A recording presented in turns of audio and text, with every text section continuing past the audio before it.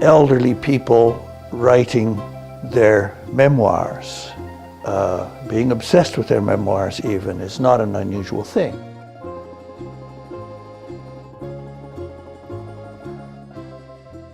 And all kinds of writers come back to looking back over their life at the end.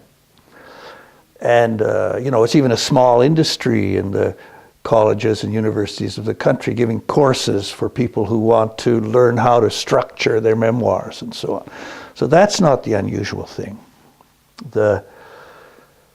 What's striking about this case is that you have a man who has a trained profession as an architect, who has a real kind of visual erudition, and who, I gather, I have no way of knowing, is highly articulate, is very fluent in his native language or languages,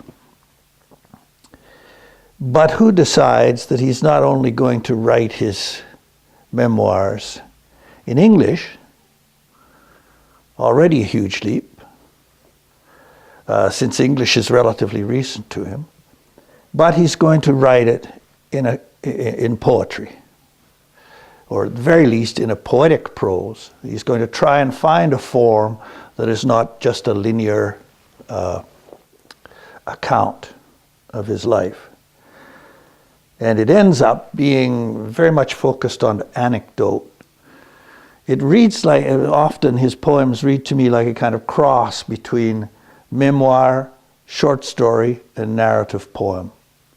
And they become very, very complex.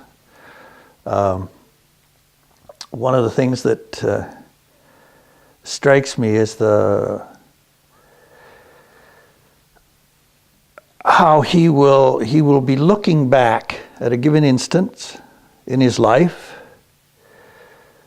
and of course, anytime you're telling your story, it's you, the person in the present, telling the story, looking back at you, the person in the past. All right, so that's normal. That's there in Vlad.